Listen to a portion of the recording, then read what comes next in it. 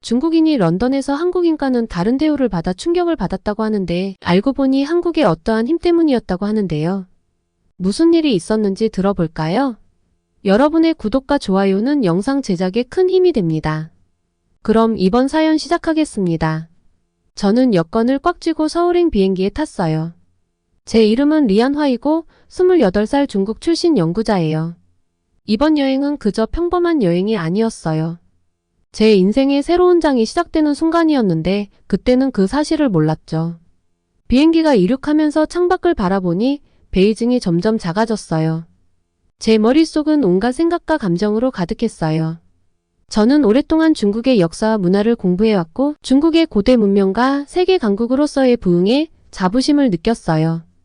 그런데 지금 그 모든 것을 뒤로하고 한국으로 떠나고 있었죠.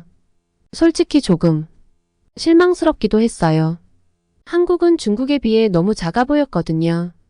여기서 제가 집에서 배울 수 없는 무언가를 배울 수 있을까? 이런 의문이 비행 내내 머릿속을 맴돌았어요. 몇 시간 후 기장이 인천국제공항으로의 착륙을 알렸어요. 저는 창밖을 다시 내다보며 서울의 첫 모습을 보려고 했어요. 저 아래로 수많은 불빛들이 반짝이는 모습이 펼쳐졌어요. 생각보다 큰 도시였어요. 비행기에서 내리자마자 저는 깜짝 놀랐어요. 공항은 정말 깨끗했고 어디를 봐도 세련된 현대적인 디자인이 가득했어요. 여러 언어로 된 안내판이 저를 무리 없이 입국 심사와 수함을 찾는 곳까지 이끌어줬어요. 직원들은 유창한 영어로 저에게 친절하게 말을 걸었고 그들의 미소는 따뜻하고 환영하는 느낌이었어요. 한국에 오신 걸 환영합니다, 화씨. 입국 심사관이 여권을 돌려주며 고개를 숙여 인사했어요. 저도 모르게 저도 고개를 숙이며 답례했어요. 그 예의 바름에 조금 당황스러웠거든요. 공항에서 시내로 가는 것도 아주 쉬웠어요. 고속열차에 올라탔는데 좌석도 편안했고 차 안은 조용했어요. 집에서 타본 붐비고 시끄러운 기차들과는 비교도 안 되게 쾌적했죠. 창밖으로 빠르게 지나가는 한국의 시골 풍경을 바라보며 저도 모르게 작은 호기심이 생기기 시작했어요. 혹시 이 나라가 제가 생각한 것보다 더 많은 것을 가지고 있지는 않을까? 제 아파트는 이태원이라는 동네에 있었어요. 거리에는 전통적인 한국 건물과 현대적인 고층 빌딩들이 어우러져 있었어요. 지나가는 사람들은 정장 차림의 직장인도 있었고 화려한 한복을 입은 사람들도 보였어요. 거리에서는 근처 식당에서 풍기는 고기 굽는 냄새와 향신료 향이 가득했어요. 새 직장에서 제공한 명확한 안내 덕분에 건물은 쉽게 찾았어요. 아파트는 작았지만 아늑했고 큰 창문을 통해 아래로 분주한 거리의 모습이 보였어요. 짐을 풀면서도 도심 한가운데 있음에도 불구하고 얼마나 조용한지 놀랐어요. 그날 밤 잠을 청하려 누웠지만 머릿속이 멈추지 않았어요. 이곳이 어떤 곳인지 아직 감을 잡을 수가 없었어요. 집과는 너무 다르지만 이상하게도 어딘가 익숙한 느낌이 들었어요. 효율적이고 깨끗하고 예의 바른 모습들이 인상적이었어요. 인정하기는 싫었지만 말이죠. 하지만 한 가지 생각이 계속 머릿속에 떠올랐어요. 이렇게 작은 나라가 저에게 새로운 걸 가르쳐 줄 수 있을까? 중국은 수천 년의 역사를 가지고 있고 세계에 많은 영향을 끼치는 강대국인데 작은 한국이 중국이 해주지 못한 무엇을 보여줄 수 있을까? 잠이 들기 전에 저는 결심했어요. 이 경험을 열린 마음으로 받아들이기로요. 어쨌든 저는 배우러 온 거잖아요. 정말 어쩌면 한국이 저에게 예상치 못한 놀라움을 줄지도 모르니까요. 그때는 몰랐지만 이건 제가 중국 그리고 제 자신과 세상을 보는 관점을 완전히 뒤흔들 여정의 시작이었어요. 명동에서의 첫날은 정말 기대가 됐어요. 아침 일찍 일어나서 준비를 하면서 명동에서의 조사를 시작할 생각에 설렜죠. 명동은 서울에서 가장 유명한 쇼핑 지역 중 하나로 전 세계에서 온 사람들이 많이 방문하는 곳이에요. 준비를 하면서 저는 호기심과 자부심이 뒤섞인 기분이었어요. 다른 나라 관광객들과 비교했을 때 중국인 관광객들이 얼마나 대단한지 볼 수 있을 거라는 확신이 있었거든요. 지하철을 타고 명동으로 가는 길은 빠르고 쾌적했어요. 아침 출근 시간인데도 사람들이 얼마나 질서정연한지 눈에 띄더라고요. 지하철역에서 내리자마자 명동의 풍경과 소리가 한꺼번에 제게 밀려왔어요. 거리는 사람들로 꽉 차 있었어요. 건물마다 걸린 화려한 간판들, 그리고 길거리 음식을 굽는 냄새가 가득했죠. 그곳엔 일본인, 미국인, 유럽인 등 온갖 사람들이 보였고, 물론 중국인 관광객들도 많이 있었어요. 처음에는 많은 중국인들이 명동에 있는 걸 보면서 자부심이 느껴졌어요. 여기저기서 물건을 사고 한국 음식을 시도하는 모습이 보였거든요. 그런데 시간이 지나면서 그 자부심이 다른 감정으로 바뀌기 시작했어요. 중국인 관광객들이 사람들 사이를 밀치고 지나가는 모습을 봤어요. 남을 신경 쓰지 않고 툭툭 부딪히면서 말이죠. 그리고 그들은 너무 크게 떠들어서 주변 사람들이 불편해하는 게 보였어요. 처음엔 별거 아니라고 생각하려고 했지만 마음속 깊은 곳에서는 조금 부끄러운 감정이 들기 시작했어요. 그러다가 더 심한 장면을 목격하게 됐어요. 한 중국인 가족이 아름다운 꽃장식 옆에 서 있었는데 그들의 어린 아들이 화장실에 가고 싶다고 하더라고요. 그런데 부모는 공중화장실을 찾는 대신 그냥 그 자리에서 아이에게 소변을 보게 했어요. 제 눈을 의심했어요. 주변을 둘러보며 아무도 못 봤길 바랐지만 한국 가게 주인들과 다른 관광객들의 얼굴을 보니 다들 봤더라고요. 그들은 충격과 혐오감에 휩싸인 표정을 짓고 있었어요. 몇몇은 서로에게 속삭이면서 고개를 절레절레 흔들었고 저는 그 순간 사라지고 싶었어요. 시간이 지날수록 더 불편한 장면들을 보게 됐어요. 중국인 관광객들이 쓰레기를 아무데나 버리고 쓰레기통을 찾으려 하지 않았어요. 상점에서 가격이 명확히 적혀 있음에도 불구하고 점원과 시끄럽게 가격 흥정을 하기도 했어요. 한 커피숍에서는 중국인 학생들이 테이블을 엉망으로 만들어 놓고 정리도 안 한 채 떠났어요. 그런 모습을 볼 때마다 제 자부심이 조금씩 무너져 내리는 것 같았어요. 저는 항상 중국인들이 예의 바르고 존중하는 사람들이라고 생각했거든요. 그런데 이 바쁜 서울의 한 동네에서 제 동포들이 부끄러운 행동을 하는 모습을 보니 마음이 무거워졌어요. 좋은 모습을 보려고 애쓰기도 했어요. 예의 바르고 규칙을 잘 지키는 중국인 관광객들도 많았으니까요. 하지만 이상하게도 나쁜 행동들이 더 눈에 띄었어요. 그게 마치 모든 걸 덮어버리는 어두운 구름 같았어요. 해가 지기 시작할 때쯤 저는 작은 공원에 있는 조용한 곳을 찾아 앉아서 생각을 정리했어요. 시원한 저녁 공기가 머릿속을 맑게 해줬어요. 사람들이 지나가는 걸 보면서 한국인, 중국인, 그리고 다른 외국인들 사이의 차이를 지켜봤어요. 한국 현지인들이 무례한 행동을 마주해도 존중과 친절함을 잃지 않는 모습이 인상 깊었어요. 왜 일부 중국인 관광객들이 이런 행동을 하는 걸까 고민해 봤어요. 아마도 외국에서 낯선 환경에 압도된 걸 수도 있겠죠. 아니면 자기 행동이 다른 사람들 눈에 어떻게 보이는지 잘 모르는 걸 수도 있고요. 이유가 무엇이든 그런 행동은 용납될 수 없다는 건 확실했어요. 처음 공항에 도착했을 때 느꼈던 감정이 떠올랐어요. 그때는 모든 것이 효율적이고 친절해서 감동을 받았었죠. 이제야 그 이유를 알 것 같았어요. 제가 만난 한국 사람들은 자기 자신과 나라를 어떻게 보여줄지 정말로 신경 쓰는 것 같았거든요. 지하철역으로 돌아가는 길에 결심을 했어요. 제 연구를 통해 이런 문제를 개선하는 방법을 찾아야겠다고요. 중국인 관광객들이 해외여행을 할 때 다른 문화를 존중하는 방법을 배울 수 있도록 돕고 싶었어요. 중국은 분명 위대한 나라지만 우리가 배워야 할 것도 있다는 걸 깨달았어요. 집으로 돌아가는 지하철 안은 조용했어요. 창문에 비친 제 모습을 보면서 다짐했어요. 저는 좋은 중국인 관광객이 되겠다고요. 그리고 다른 사람들에게도 중국인들이 해외에서 예의 바르고 친절할 수 있다는 걸 보여주겠다고 마음먹었어요. 그날 밤 잠자리에 들면서 제가 조금 변했다는 걸 느꼈어요. 힘든 하루였지만 많은 것을 배웠어요. 진정한 애국심이란 나라가 최고로 거듭나길 바라는 마음에서 나온다는 것도 깨달았고요. 때로는 힘든 진실을 마주하고 더 나은 방향으로 나아가기 위해 노력하는 게 중요하다는 걸 알았어요. 제가 한국에서 겪을 여정은 이제 막 시작된 거였어요. 이 나라에 대해 더 많이 배우고 싶었고 동시에 더 나은 세계 시민이 되는 방법에 대해서도 배우고 싶었어요. 국제회의에 참석하게 됐다는 소식을 들었을 때 정말 운이 좋다고 생각했어요. 뉴욕과 파리에서 열리는 회의에 가게 된다니 너무나 흥분되고 가슴이 뛰었죠. 드디어 중국이 세계 무대에서 빛날 기회가 온 거예요. 저는 제 나라를 당당하게 대표하는 모습을 상상했어요. 우리나라가 존경과 찬사를 받는 장면이 머릿속에 그려졌죠. 하지만 일이 생각만큼 순조롭게 진행되진 않았어요. 비자를 받는데 너무나 오랜 시간이 걸렸거든요. 서류를 작성하고 필요한 서류를 모으고 대사관에서 긴 줄을 서서 기다리느라 몇 시간을 보냈어요.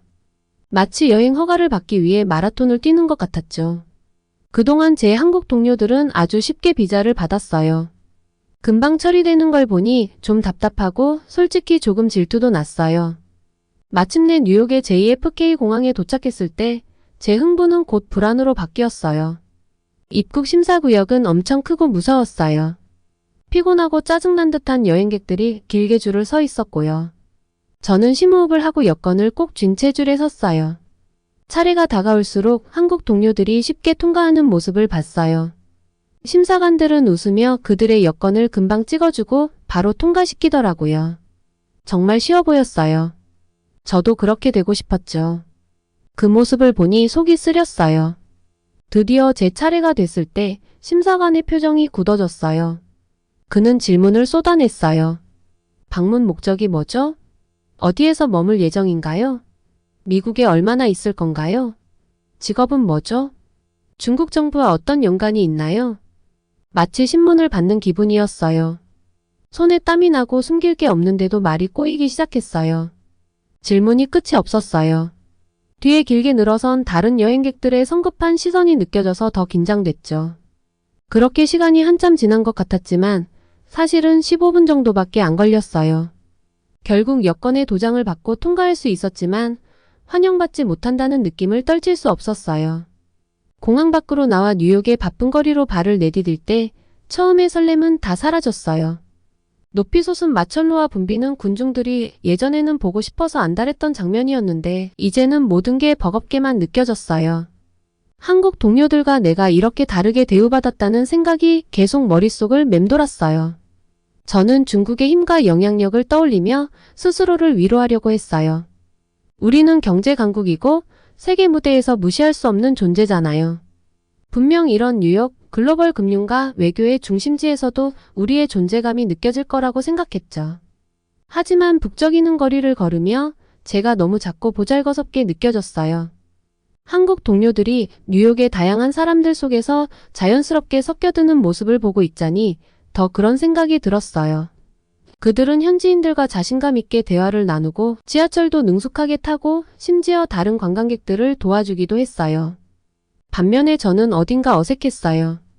제 영어가 꽤 괜찮다고 생각했는데 빠르게 말하는 뉴요커들을 이해하는 데 애를 먹었고 그들에게 말을 다시 해달라고 부탁할 때마다 창피했어요.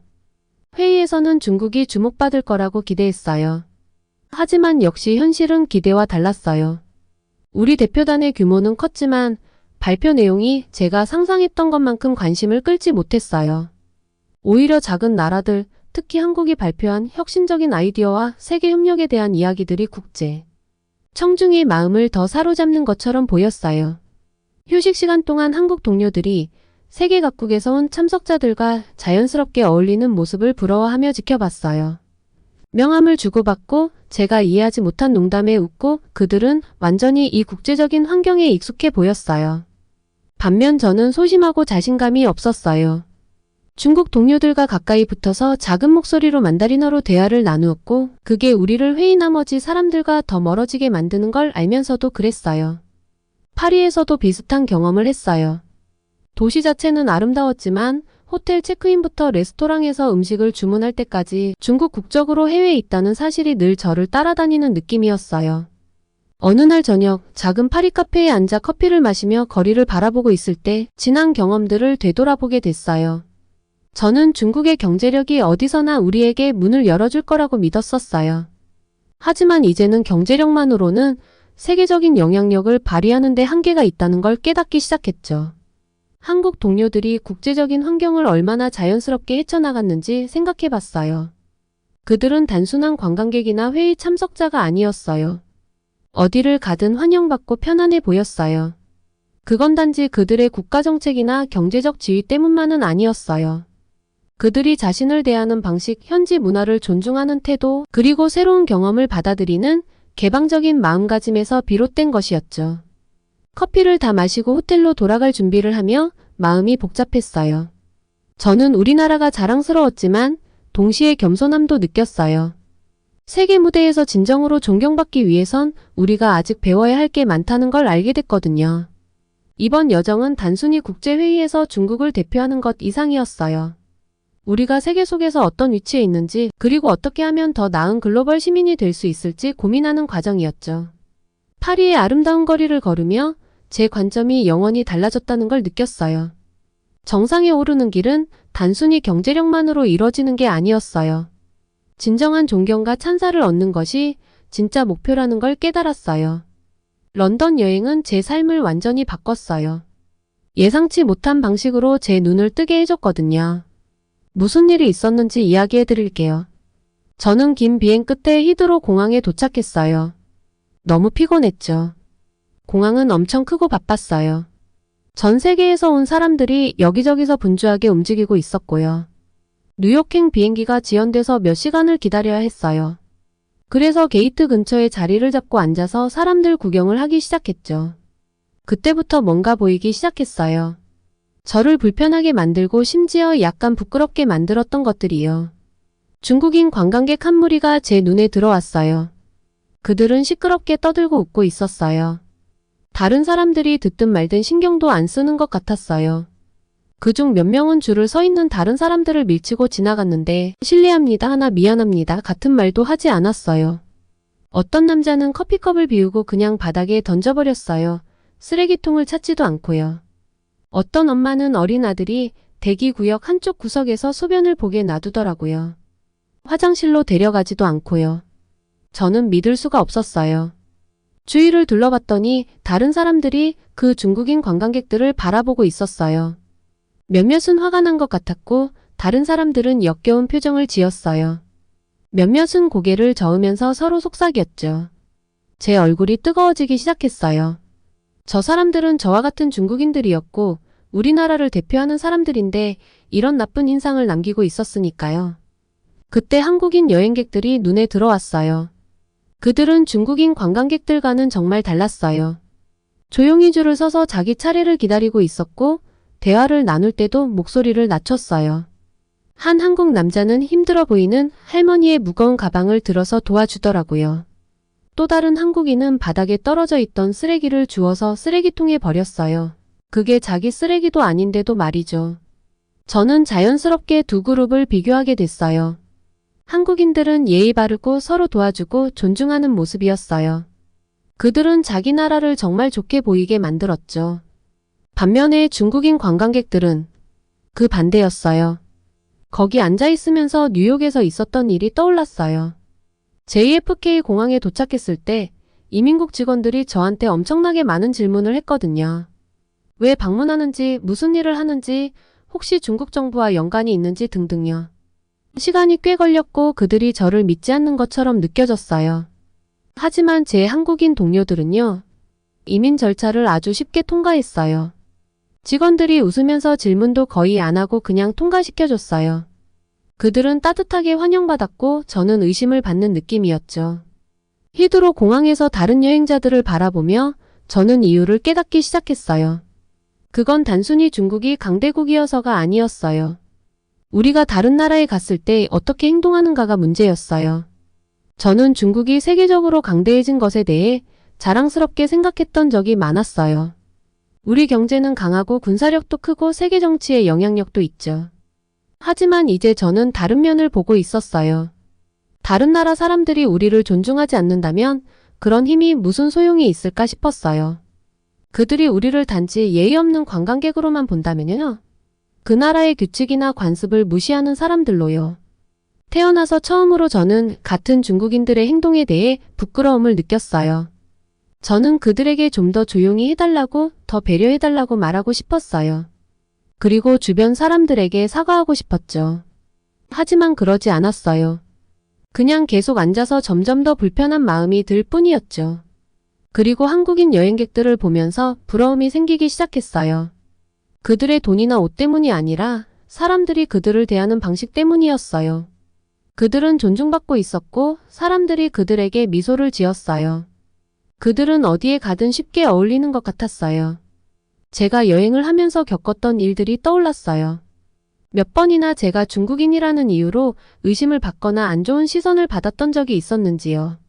그리고 얼마나 자주 다른 중국인 관광객들이 나쁜 행동을 해서 우리 모두에게 더 나쁜 이미지를 만들어 왔는지도요. 인정하기 어려운 사실이었지만 더 이상 부정할 수 없었어요. 중국은 강대국일지 몰라도 우리는 인기를 얻고 있지 않았어요. 우리는 친구를 사귀기보다는 오히려 사람들을 밀어내고 있었던 거죠. 우리의 행동 때문에요. 저는 제 수첩을 꺼내서 글을 쓰기 시작했어요. 제 머릿속에 너무 많은 생각과 감정이 떠다니고 있었거든요. 공항에서 본 것들에 대해 썼고, 그게 저에게 어떤 감정을 불러일으켰는지도 적었어요. 그리고 점점 제 머릿속에서 떠오르는 큰 질문에 대해 썼어요. 중국이 두려움이나 질투가 아닌 존중을 받는 나라가 되려면 어떻게 해야 할까? 글을 쓰면서 이번 여행이 예상했던 것보다 훨씬 더 많은 것을 가르쳐주고 있다는 걸 깨달았어요. 이건 단순히 문화교류에 대한 공부가 아니었어요. 이건 세상이 우리를 어떻게 바라보는지, 그리고 우리가 어떻게 더 나아질 수 있을지에 대한 이해였어요. 마침내 제 비행기 탑승 안내 방송이 나왔어요. 줄을 서면서 저는 스스로에게 한 가지 약속을 했어요. 이번에 본 것들에서 교훈을 얻기로요. 저는 제 나라를 더 잘 대표하기 위해 노력할 거예요. 그리고 집에 돌아가면 배운 것들을 어떻게든 공유할 방법을 찾을 거예요. 왜냐하면 중국이 진정으로 위대한 나라가 되려면 우리 경제만 바꿀 게 아니라 우리가 세계 속에서 어떻게 행동하는지도 바꿔야 하니까요. 제가 그동안 여행하면서 본 모든 것들이 머릿속에서 떠나질 않았어요. 런던을 떠나 서울로 돌아가는 비행기가 이륙할 때 저는 좀처럼 마음이 가라앉지 않았어요. 머릿속에는 수많은 질문들이 맴돌고 있었어요. 왜 사람들이 저를 한국인 동료들과 다르게 대했을까? 왜 어떤 중국인 관광객들은 그렇게 무례하게 행동했을까? 답이 필요했어요. 노트북을 꺼내서 검색을 시작했어요. 손가락이 키보드를 빠르게 누르며 답을 찾기 위해 자료를 뒤졌어요. 그때 우연히 여권 파워라는 개념을 발견했어요.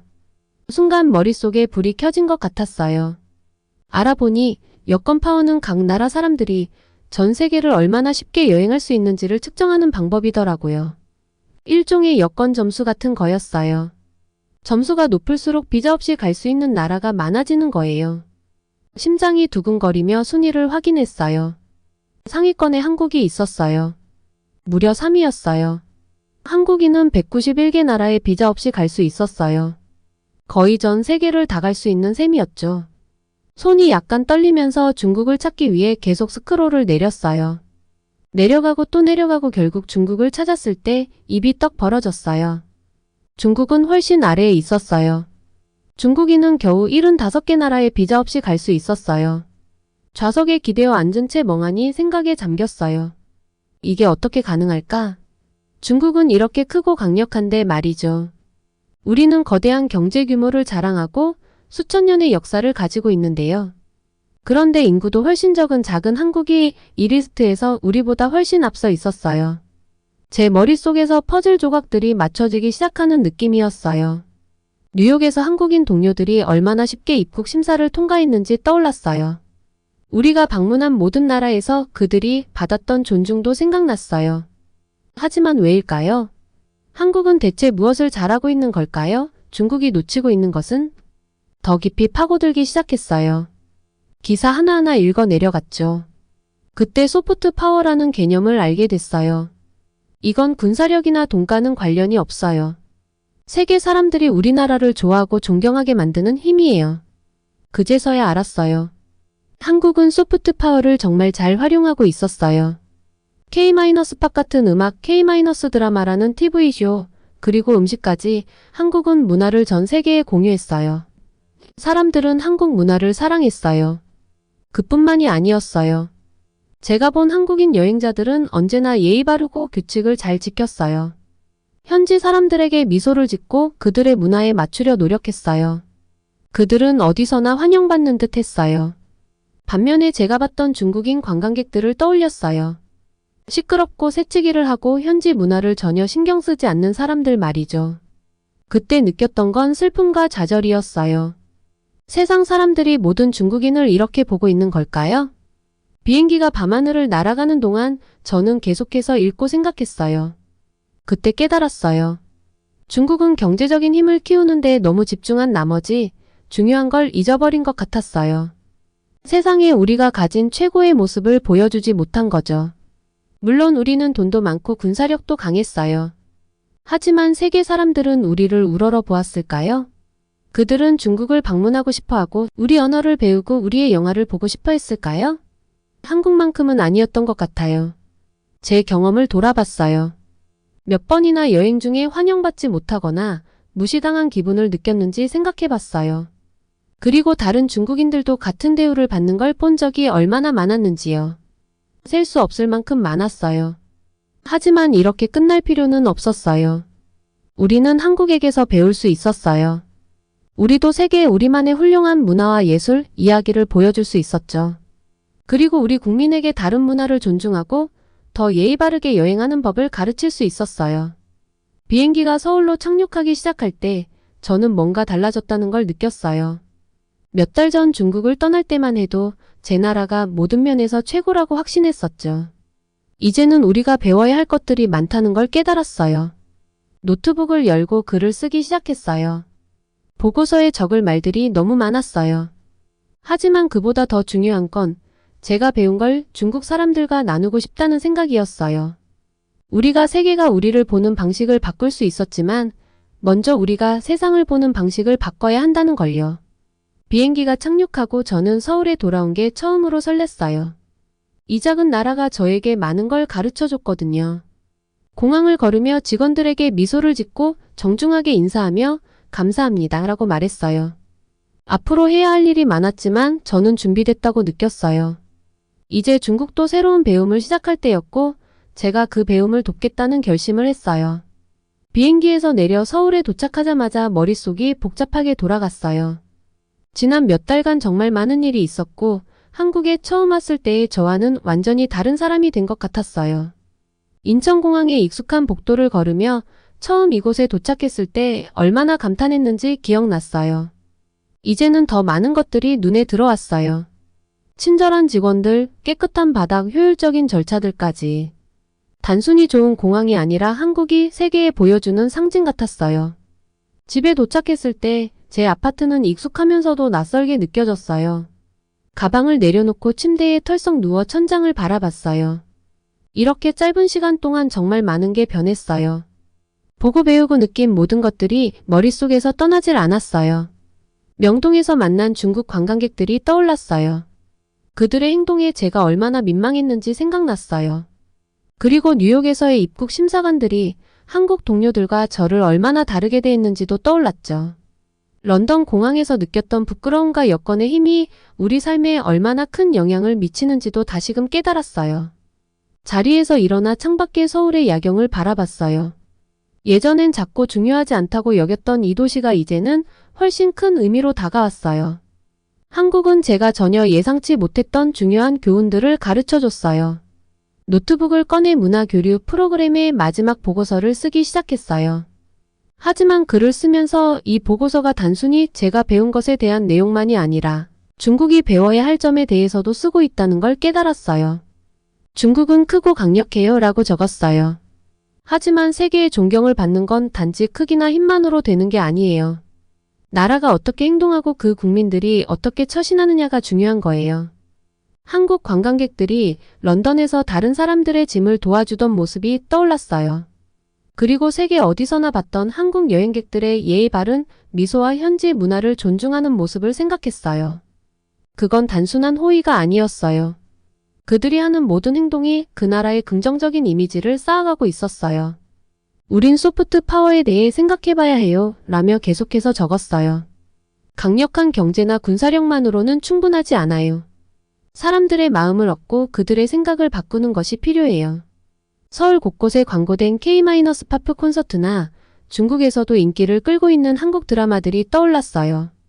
한국은 자국 문화를 전 세계 사람들에게 매력적으로 만드는 방법을 찾아냈어요. 음악, 영화, 드라마 같은 문화 상품들은 사람들이 한 나라를 어떻게 보는지 바꿀 수 있어요 라고 보고서에 덧붙였어요. 사람들이 이런 것들을 즐기면 자연스럽게 그 나라에 대해 긍정적인 감정을 갖게 되죠. 하지만 이건 단순히 엔터테인먼트에만 해당하는 건 아니었어요. 주머니 속 삼성 휴대폰과 길거리에서 자주 보이는 현대차들도 생각났어요. 기술력과 고품질의 제품 역시 한 나라의 이미지를 향상시킬 수 있어요. 라고 썼어요. 사람들이 일상에서 이런 제품들을 사용할 때 그 나라는 품질과 혁신을 떠올리게 돼요. 보고서를 쓰면서 여러 감정이 교차했어요. 중국이 이뤄낸 많은 것들이 자랑스러웠지만 동시에 새로운 책임감도 느껴졌어요. 우리도 더 잘할 수 있고 더 잘해야만 한다는 생각이 들었어요. 해외에 있는 국민들의 행동이 정말 중요해요. 라며 다시 글을 이어갔어요. 해외로 나가는 모든 중국인은 그 자체로 하나의 대사와 같아요. 그들의 행동이 곧 중국을 보는 세계의 시각을 형성해요. 우리가 이 상황을 어떻게 바꿀 수 있을지 고민했어요. 아마 국제적인 예절이나 관습에 대해 더 나은 교육이 필요할지도 몰라요. 혹은 해외여행을 준비하는 프로그램 같은 걸 만들 수도 있겠죠. 단순히 규칙을 따르는 것만이 아니에요. 라고 썼어요. 다른 문화를 이해하고 존중하는 거예요. 새로운 곳에 갔을 때 호기심을 가지고 열린 마음으로 다가가는 것이 중요해요. 해가 지면서 서울은 따뜻한 빛으로 물들었어요. 그 모습을 바라보며 새로운 사명감이 생겼어요. 단순한 보고서를 작성하는 게 아니었어요. 중국의 미래를 위한 새로운 비전을 그려 나가고 있었어요. 우리는 자랑스러워할 게 정말 많아요. 라고 결론을 맺었어요. 우리의 역사, 문화, 그리고 성취들. 하지만 배워야 할 것도 정말 많아요. 한국 같은 나라들은 우리에게 진정한 위대함이란 다른 사람들을 압도하는 것이 아니라 그들의 존경과 찬사를 받는 것임을 보여줘요. 노트북을 닫고 창가로 다가갔어요. 어둠 속에서 반짝이는 서울의 불빛 하나하나가 제가 이곳에서 배운 교훈들을 상기시켜줬어요. 이 경험에 감사했고 제가 발견한 것들을 공유할 생각에 설렜어요. 창밖을 바라보며 스스로에게 약속했어요. 이 교훈들을 중국에 꼭 전하겠다고요. 소프트 파워, 문화 외교, 그리고 세계에 우리가 어떻게 비춰지는지가 얼마나 중요한지 배운 것들을 나눌 거예요. 쉽지는 않겠지만 불가능한 일도 아닐 거라고 믿었어요. 중국은 다른 나라들에게 존경받을 수 있는 나라가 될 수 있어요. 단순히 크기와 힘이 아닌 우리의 친절함, 창의성, 그리고 세계에 대한 긍정적인 기여로 존경받을 수 있죠. 그리고 그 순간 서울을 바라보며 저는 이 사명을 제 삶의 목표로 삼기로 했어요. 이제 여정은 막 시작됐고 저는 앞으로의 도전을 맞을 준비가 되어 있었어요.